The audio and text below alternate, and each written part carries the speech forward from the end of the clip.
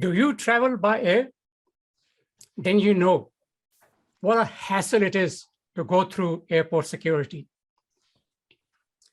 These days, going through an airport is an emotional roller coaster ride. There's a lot of turbulence at the airport. Even though I hold a US passport, it appears that the word Pakistani is stamped on my forehead. I have been patted down. I've been placed in an X-ray booth. My hands have been swapped for bomb-making material. I was returning home from a management conference in Las Vegas.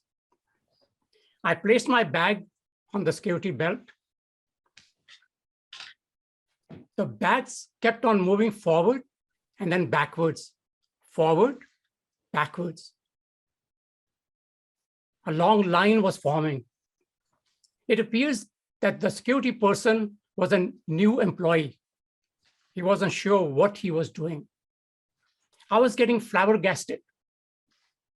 I was getting anxious because I wanted to go to the gate and get a muffin and hot chocolate before boarding. I kept on leaning to see what was going on. I did not know there were security persons standing nearby.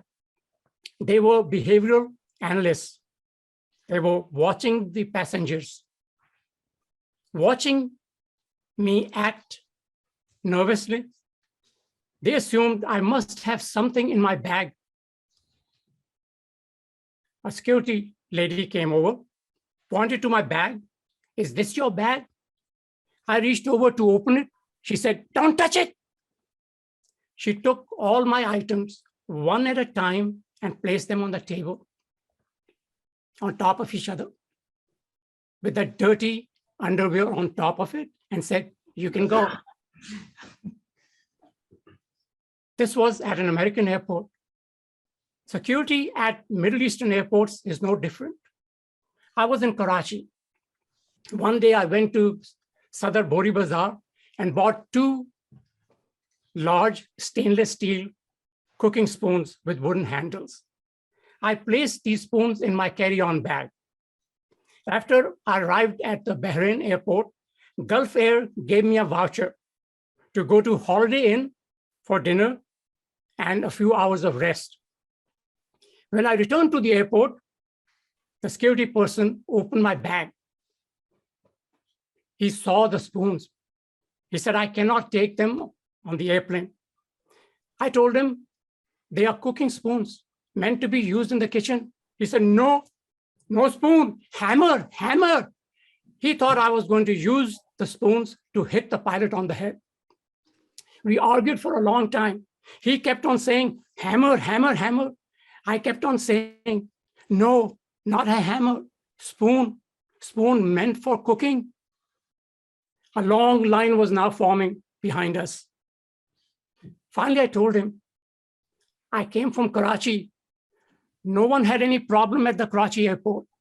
Finally, he told me to leave. Shukran, thank you.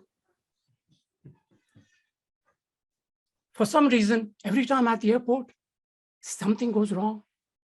The last time I was at the Dallas-Fort Worth airport, I placed my bag on the belt.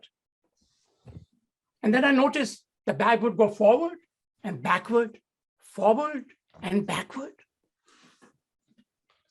I was on the other side waiting for my bag to show up. I was not sure what is the problem. Mentally, I started to think of every item in my bag. What might be causing the issue? Is it my iPad? Is it the DVD player, since the laptop does not have a DVD? Is it my laptop charger? Is it the numeric keypad? Is it the external hard drive? Is it the USB hub? Is it my charger? Is it my iWatch charger? My international travel adapter? Internet connection cable? Charging bank? I think this is really good travel. iPhone adapter? Headset? What could it be? The security person called his supervisor. The supervisor comes over and they look at the scanner. It appears there's some bomb-making material. Now I'm starting to shake. I was afraid they're going to ship me off to Guantanamo Bay. My family will never know what happened to me. A few minutes later, a man walks by, fully clothed, covered in a bomb suit. He cautiously approaches my bag and takes the items, puts them to the side. He picks a bottle and he says, found the bomb-making material? Yes, they found the bomb-making material in my bag. And I am the one who put it there. You know what? What they found in my bag was a bottle of Eno. Never carry any powder, especially a bottle of Eno, in your bag, or you will miss your flight. Mr. Toastmaster,